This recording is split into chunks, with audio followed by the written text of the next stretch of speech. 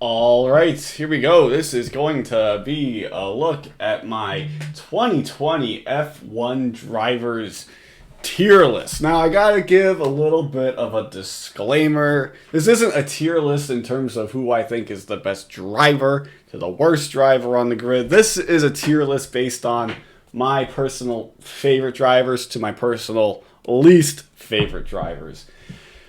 So, and I also got to make this clear, some people might not know, I'm an American who likes Formula One. I don't quite understand it either, but I don't have a preconceived notions. I didn't have any preconceived notions of any of these drivers coming in. So this is just based off of watching them, watching, how they are in the media or whatever, things like that. It's not very rational. It's not very scientific in any single way. So it's just kind of based on that. It is based on results as well. If you're a good driver, I tend to like you a little bit. If you're a little bit underrated, maybe I'll throw you in there. But it's not scientific in any way. It's not based on who's the best driver to the worst driver on the grid. And because the season's over now, I feel like I can evaluate this a little bit more. The grid's going to be changing a little bit in 2021. And this is a good snapshot in time. We're losing some guys. Some guys are dropping off the grid. Some guys are coming back in. I'm very excited about. I'm very excited to see Fernando Alonso back in there, for instance. So, without any further ado, let's just get back in. Let's get right into it. So, I don't like the way that this is set up. I must say it's just in order from teammates here. So, we'll just do it. How about we just do it at random here? Let's start with somebody who just dropped off the grid in Danny Kvyat. I never had anything against Danny Kvyat. I know he had that reputation when he was a bit younger and earlier in his Formula One career about, of course, the torpedo. We all know about that, but, I do like him as a driver. I never had anything really against him. He's a good, solid driver. It's unfortunate that his F1 career is over. He's only like 26 or something like that, right? So, it is a bit unfortunate. Formula One definitely needs more, like at least two more teams on the grid, man, because a guy like Kvyat, a guy like Hulkenberg needs to be on the grid, in my opinion, anyway. But Kvyat's I think he's a solid driver. He got off to a slow start in 2020, but he really came into form towards the end of the year. So, I don't know. He might be back on the grid if somebody needs like a fill-in or something. I don't know. He's a better driver than I think people give him credit for. But he's not in the upper tier of drivers, and he's kind of vanilla personality-wise. I never really had anything really to say about him. Let's see. Who should we go with next here? Let's do another neutral one. I guess Giovinazzi is a bit of a neutral one for me as well. I don't really have anything against him as a driver. I do like him. He seems to get on with Kimi Räikkönen, which is, that's kind of a tough thing to do. But yeah, I do actually, he's not I don't think he's in the top half of drivers. I think he's more below average as a driver. But I was really invested into that stat about how many positions he made up on the opening lap. I think he did that in every single race in 2020 except for one. Which was, that was like, at the beginning of the races, people are more worried about what's going on in the front. I was personally more worried about, is Giovinazzi making up places? I really wanted to see that record extend another week or whatever it was. So Giovinazzi, for that reason, put him in neutral. And let's do we just kind of spoke about him, his teammate at Alfa Romeo, Kimi Räikkönen, is by far my favorite driver on the grid. I mean, I don't think, does anyone hate Kimi Räikkönen? I don't think anybody does. He is by far my favorite driver on the grid. And, it's something, I've only been watching Formula One for 2 years, really. I've been following it, but I've only been really watching every race for 2 years now. And, it feels like I've been watching Kimi for his entire career, because I've listened, I've watched so much about him in the past, about his, in his 2 decades in the sport. I've been, watching interviews, all that stuff from back when he was at Ferrari, all that good stuff. And he's just a great personality. enjoy watching him. I'm very glad that he's coming back for 2021 because I was expecting 2020 to be his last season, but I'm very glad that he's coming back. And it is a shame to see him at the back of the grid. I mean, it was a lot more entertaining last year when he was in an Alfa Romeo car that was, in the beginning of the season at least, was pushing consistent points. I think Raikkonen had some P7s, P8s in the beginning of 2019. And then the car kind of fell back in development, of course, in 2020. The Ferrari-backed engines were no good. It's unfortunate. It's hard to watch Kimi at the back of the grid. You know, he started P20 on the grid for the first time in his career, I believe it was, at one point. And it's very unfortunate. It really is a shame. I'd love to see him back at a top team or something like that. But at least we get to enjoy him for at least one more season. I'm expecting 21 to be his last season, so hopefully it goes a little bit better than 20. Let's see. Who do we want to go with next here? Let's go with a guy that I really like, I think, a lot more than most people do, and that is Pierre Gasly. Ironically, we have the two AlphaTauri teammates here, right here. Okay, so we have Pierre Gasly. Gasly is a driver that I quite like a lot. He definitely deserved his demotion to from Red Bull to Toro Rosso at the time. Toro Rosso, definitely deserved it. And I really enjoyed watching him. It made me actually so happy to see him doing so well in 2020. And of course, he won at Monza, which was fantastic. His podium at Brazil last year was fantastic as well. Gasly's a driver who's really, I've really enjoyed watching him. His resurgence, I guess, if you want to call it that. It's interesting because now we know that Albon, where is he here? Albon is demoted, got the boot from Red Bull. And it kind of leaves Gasly's status up in the air. I don't think he'll ever drive for the main team again. There are rumors about him going to Renault or Alpine in the future. That would be pretty interesting to see as a Frenchman. That would be pretty interesting to see. But another year at AlphaTauri, AlphaTauri, I think will be pretty good for him. I think that battle in the midfield is going to be really interesting next year. That's probably the thing I'm looking forward to most, is seeing how, Renault or Alpine, McLaren, Racing Point, Aston Martin, and I guess Ferrari included in there as well. See how they do. So that will be interesting for sure.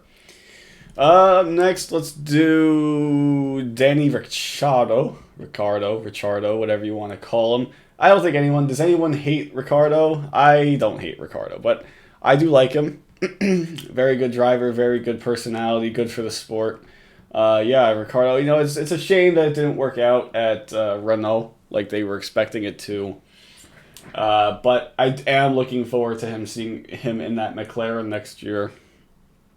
That is going to be quite something, I think, to see him in that Mercedes-backed McLaren next year. Again, that is just something that I'm really looking forward to. I'm not even a big McLaren fan, but man, they had P3 in the Constructors this year. They can go even further, I think. I mean, I don't think they'll push for top 2, but I think they can even do better. Like, they could be on the podium consistently even next year. That is if they get the engine matched up with their chassis. I'm not sure if they will or not. It might take them until 2022 for that to come fully into view, but either way, I'm still looking forward to it. It's better for the grid. It's better for the competition to have another team ready on the rise, I guess. We've had teams on the fall, and Ferrari, Haas fell off. Williams has fallen off over the years. It's good to have teams back on the rise again. So I'm really looking forward to seeing Danny Rick in that McLaren next year, is what I'm trying to say. Let's get into a dislike here. How about that? Esteban Ocon. Again, I don't really have anything really against him as a personality or anything like that. I don't really have any emotional attachment to him as a driver. He's an okay driver. He's a decent driver. He's gotten on the podium. got on the podium this year. But if he got dropped from the grid, am I going to cry about it? No, absolutely not. So, yeah, and he ran into Max Verstappen as well back in Brazil in, what was it, 2018, was it? Which was really obnoxious. So, yeah, I probably won't like him very much for that for a while. And I don't really know what his long term. It'll be interesting to see how he does against Alonso next year for sure. I think he'll probably do a bit better than people are expecting, I think. But I don't know how he'll fare head to head against Alonso. But I think it'll be closer than I think people think. But yeah, I don't really know what his long term future is in Formula One either. He might get bumped sooner rather than later as well, especially if they want to go with Gasly in 2022. But that's all speculation. We'll find out though. Let's do another like here. Max Verstappen, we kind of just touched on him. He's a like. I always root for Max. It's always good to have somebody kind of. He's not really a heel in a bad guy of the sport. No, he's not. But he's kind of a bit more aggressive out there. He's a bit more of a Mad Max, as I like to call him a little bit. I always root for Verstappen though to win, to push the Mercs. So it doesn't usually work out, but I was glad to see him get that win, in which the Mercedes engines might have been turned down in that last race in Abu Dhabi, but man, Max looked as good as I think we've ever seen him. At least in 2020, we looked as good as we've ever seen him. Yeah, Max is a good driver, obviously. I hope it works out in Red Bull for him. I don't want to see him leave Red Bull and go to, like, Mercedes or something like that. But, yeah, Max is a good driver, obviously. I always enjoy watching him drive. And, yeah, solid like for him. Let's see here. Let's get into some more controversial ones, I guess, here. Valtteri Bottas. How about we do Valtteri Bottas? He's in dislike, even though it's a bit odd. Again, like I said, this isn't scientific in any way. I always root for him to beat Hamilton to make it interesting in the title fight. And it doesn't usually work out. That's why the dislike is, because he never makes it close enough with Lewis Hamilton. But I still root for him though, but I don't like him because he doesn't ever get it done. But he does his job for Mercedes. He's a solid number 2 driver. They always end up number 1 in the constructors because Valtteri puts in solid performance after solid performance. But I don't know. He's not a championship winner. He's not gonna bring the fight to Hamilton anytime soon, I think, which is unfortunate because I really want him to be there.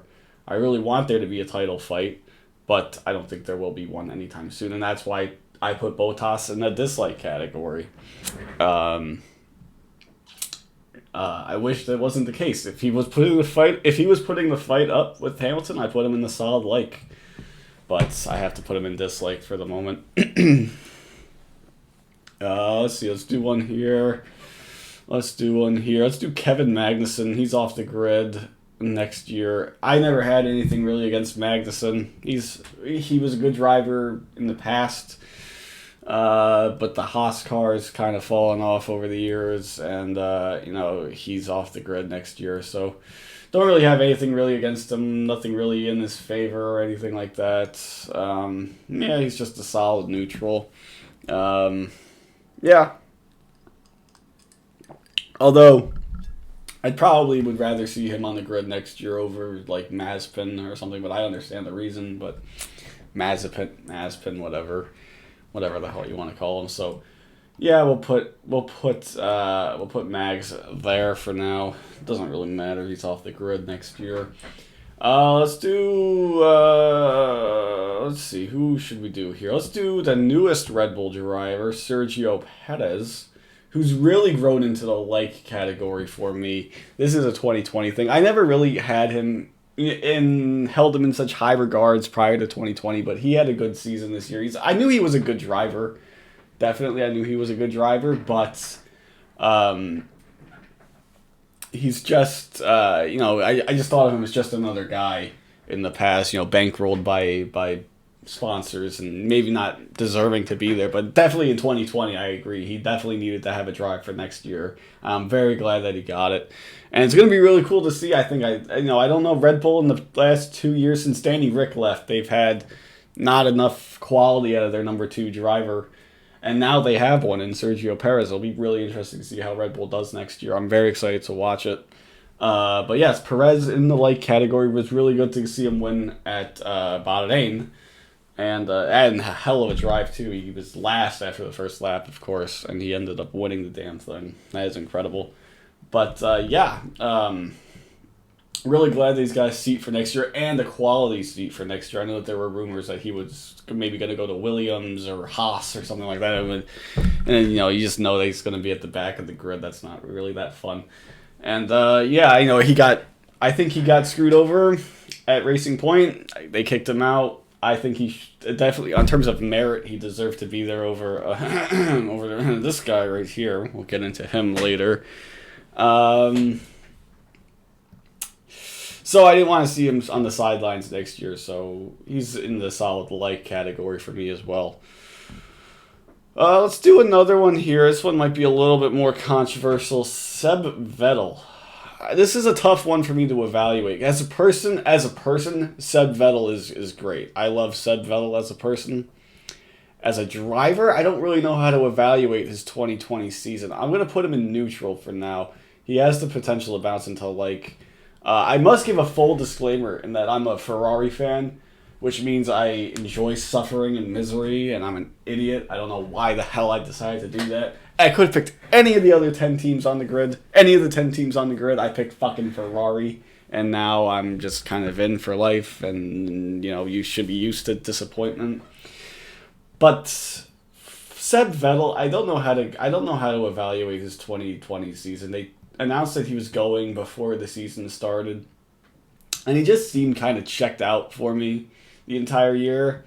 He had the one good drive where he was on the podium. What race was that? I can't remember off the top of my head. Was it Portugal? I can't remember off the top of my head. But yes, but other than that, he was like a third Alfa Romeo. He was like in the same category on the grid as Kimi Räikkönen. Like he was battling with Räikkönen on the for position a lot during the season. It's like he was the third Alfa Romeo car.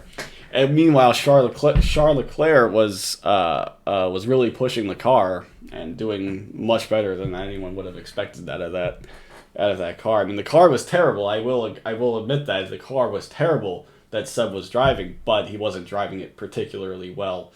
Unlike Charles Leclerc, who was on the podium a couple of times, has had some good results. But Seb, I don't know. I don't know if Aston Martin is the right spot for him to go. Obviously, I think it was either Aston Martin or out of the sport. I think the sport is better when Seb Vettel is in a car. So that's that. I don't know how to evaluate his season. I don't know really what to make of it. I don't think. I know he's a 4-time world champion. I know the accolades, of course, but I seem to think that the best days are behind him. And I don't think moving to Aston Martin is really going to be a great move for him. I mean, he'll be up there. I don't think that car is going to push for consistent podiums.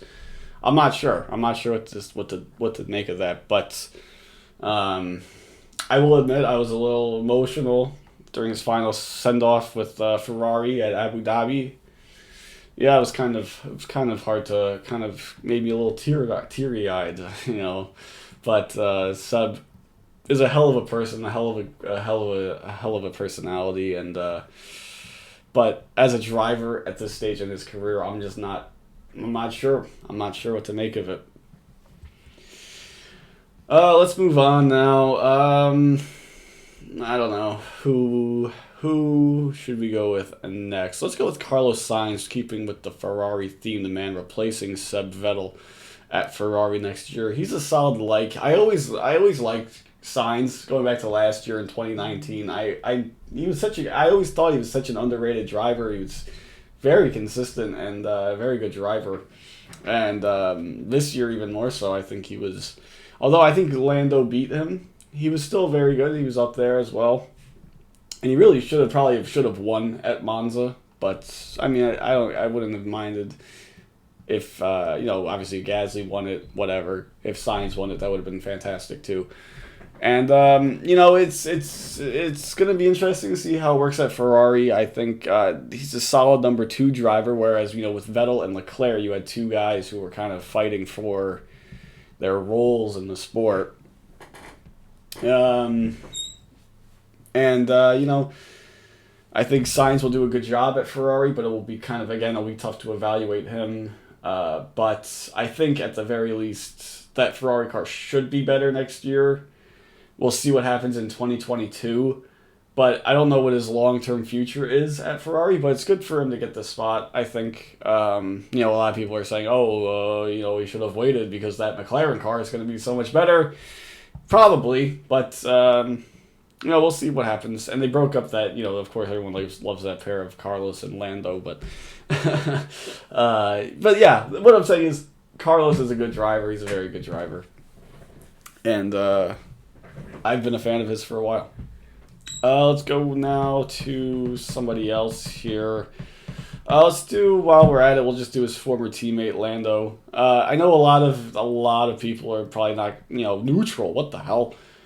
I know the British media loves to jerk off, they're the British drivers, but I'm not British, I'm not European, I don't really care. His shtick is a little, it seems a little exaggerated for me. I don't know. I do like that there are personalities on the grid, but I don't know. I've just never been a fan of his little shtick. But he's a good driver for sure. Definitely, I enjoyed it in the opener this year. He set the fastest lap when Lewis had the 5-second penalty. He had to make up a 5-second gap, and he did. On the last lap, he got the fastest lap of the Grand Prix, I believe. So Lando is a good driver for sure, no doubt about it. But I know that he's like a media darling out there in the UK. I don't personally care for that. That's not the reason I like Lando Norris. So I would like to see him up there. If he can definitely get up to for sure. But for now, I'm going to keep him at neutral. I think that's that. Let's go next with somebody who doesn't require much explanation. I think that a lot of these will require a lot of explanation. Let's go to Roman Grosjean. Of course, he's off the grid next year as well. I put him in dislike. I mean, I know we had the horrible crash, which was great that he recovered from with minimal injury. But as a driver, as a personality in the past, I mean, I don't think anyone would mind this rating too much for Grosjean. He's had good drives in the past, but in the last couple of years, he's really, besides all the memes about him that were out there, he still was capable of a good drive, but I don't think those were few and far between in the last couple of years. And he's off the grid next year. It was a bad way to go out with the crash, but I put him in dislike, whatever. Another dislike here. Let's go with Alex Albon. He's a dislike as well. They gave him such a long leash. I mean, I don't know. I don't think he deserved the Red Bull drive in the first place. They didn't really have many other options though at the time, so it kind of made sense at the time to swap him. But I don't think he really deserved it. He definitely didn't. I don't think he deserved it much going into 2020, and they had a lot of patience with him, I must say. I mean, more patience than they had with Gasly, and I'm not particularly sad to see Albon off the grid as a guy who wants to see Red Bull pushing. They need to score the most points possible, and they weren't getting that with Albon. That drop, they could have dropped him earlier in the season as well. I wouldn't have minded that very much. But yeah, Albon, he's a nice guy from what I can see, but I mean, again, I don't really. Am I supposed to care about him because he's a nice guy? There's a lot of nice guys on the grid, but Albon, yeah, I'll put him in dislike. That's where he belongs, I think. Just didn't get the job done, and his future in Formula One maybe back to AlphaTauri at some point. I don't think he'll get another Red Bull drive anytime soon. So Formula E is also an option for him. I think that's where he was originally supposed to go, right? And when, but then Ricardo got dropped, they had to move, or not drop, but when Ricardo moved to Renault, they needed to fill in that second Toro Rosso spot at the time, so that's why he got the call. I believe that's the story anyway. Let's do our first hate. So I kind of hinted at this before. Lance Stroll. Yeah, I don't like Lance Stroll. He's my least favorite driver on the grid. I think this one is pretty self-explanatory. I don't think he's a very good driver. He's had good drives in the past, but he's always been outperformed by his teammate. Sergio Perez has always outperformed him at Racing Point. He's been on the podium a couple of times. I mean, people get lucky. He's always been, never really anything in terms of personality either. We all know the reason why he's on the grid. Like, if he was anyone else, he'd be off the grid, and he would have been out of the sport. Not to say that, I mean, all of these drivers are rich. They all come from money, of course, but, I mean, his fucking father owns the team, so, like, that's the only reason why he's still on the grid. Like, come on, can we be truthful about that? I mean, that's not me being a fucking, that's not me being an idiot because he's, it's just pointing out the obvious. He doesn't deserve to be on the grid, and, I'm not a fan of Lance Stroll. Not a fan of him. And let's just do, while we're here, let's do the other Canadian. Latifi is also the same thing. Doesn't belong on the grid. He's probably the worst driver on the grid. I don't really know why he's on the grid. Well, I know why he's on the grid, but, I mean, come on. There are so many other drivers that deserve a spot in terms of their pure driving ability. So, I don't really need to see Latifi ever on the grid. I don't know. Well, he was always... Did he ever beat... He didn't score... He scored a point, I think, in 2020. One single point. I mean, come on. Come on. Alright, let's go with... I saved these three for last here. That wasn't intentional, but... Okay, we'll do Charles Leclerc. Obviously, the number one driver at my favorite team is going to be in the top tier. I think he's one of the best drivers on the grid. Got a hell of a lot out of that car that he probably shouldn't have, and he did a really nice job with it.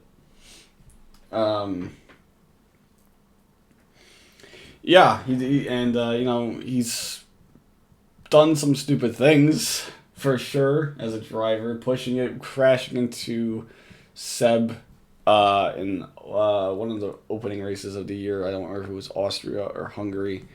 But he did a good job, I think, getting the most out of the car, more out of the car than probably what would have been expected. Good driver. I hope Ferrari doesn't ruin him. I'm kind of expecting that to happen. But, I think he's a very good driver to have for the next few years at Ferrari. I just hope they don't kill him. Like they killed fucking Seb, like they killed so many drivers in the past. I just hope that they finally get it right and Leclerc can win a championship or two. Is that, so out of line here? I don't know.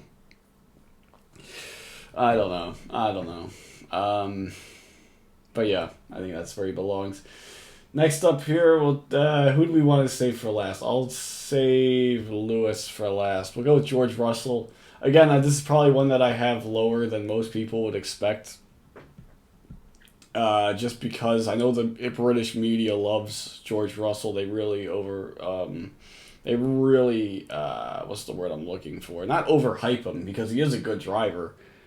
But they love to talk about George Russell, and I watch here in the U.S. I get the British feed on television, So I watched their pre-race show, and they love George Russell. Crofty always loves George Russell too. He's always called Mr. Saturday. George Russell, Mr. Saturday, as he's getting out of Q2, barely getting out of Q3, or Q1, sorry. But I don't really, that's not a mark against him, but I don't really, people felt so bad for him because of what happened at Bahrain when he was driving Lewis's car. Am I supposed to feel bad for it? I didn't really particularly feel bad about it. So, yeah, he's a good driver. He definitely, I think, he could take Bottas's job for sure in the future. It would be nice to have him in a better car because there'd be more competition in the midfield. But as right now he's neutral. I'm looking forward to the races though between these young drivers here, like the Leclercs, the Verstappens, the Russells, for the next decade. Let's say Lando can be thrown in there too. I'm excited to see these young drivers, pushing for the next 10 years or something like that, and including Russell in that. And it's definitely possible Russell can get into this category too, but. Into this top, favorite tier even. But, yeah, driving for Williams for 2 years and, crashing on the safety car, not scoring a point until he drove that Mercedes car is, it's impressive what he got out of the car and that he was miles ahead of his teammates both years in a row, but he didn't really have quality teammates. I think he had the worst driver on the grid as his teammate in his first 2 years. So we'll see what happens with him in the future. But I'm just saying he gets a lot of love from the British media. I'm not British. I don't really care about the British drivers. I'm not going to give preference to the British drivers like the British media does, like the British fans do. So right now he's in neutral with a potential to bump up. Same thing with Lando Norris, essentially. And last but not least here, you can tell where I'm going to put him, considering we have a nice normal distribution going here. I'm putting Lewis in dislike. Has nothing to do with him as a person. He's just too damn good. And it's really annoying. I want somebody else to win. I don't care what happens. I just want somebody else to win. It doesn't look like it's going to happen anytime soon. I'm expecting him to win next year and then maybe retire. It's when he gets the 8th championship. I don't see him having anything to prove after that. So we'll see. We'll see what happens. This next year might be his last year. I appreciate the greatness. I respect the greatness. He's by far the best driver on the grid. And I know people always say, is it the car or is it the driver? It's a combination of both. It's the great car that they have. But Lewis is a great driver in his own. I forgot the one. He had such a great drive. One of the last races of the year. I can't remember where it was on the calendar. You guys know what I'm talking about if you follow F1. He had such a great drive to end the year. One of the great, it might have been the one that he clinched his title in. I don't remember where it was exactly, but hell of a drive that he had. I mean, even I'll admit it. But he's only in dislike because he's so damn good. It's like the Tom Brady fallacy. Everybody wants to root against the Patriots or Tom Brady because they're too damn good. And they just want to see something different. That's the reason why he's there. That's the reason why he's in dislike. But yeah, I think that's about it. Let me know. I mean, this is probably offending a lot of people. Again, it's just my opinion. And as an American who watches Formula One every week when it's on, it's probably not perfect. But this is just based on what I've seen over the past 2 years or so. So it'll be interesting to see what happens in 21. Fernando Alonso would be up here in this like tier. And same thing with Nico Hülkenberg. If he was on the grid, he'd be in the like tier as well. Really love those two. Yeah, that's pretty much it. So that'll do it. Formula One 2020 tier list. And until next time, see you guys later.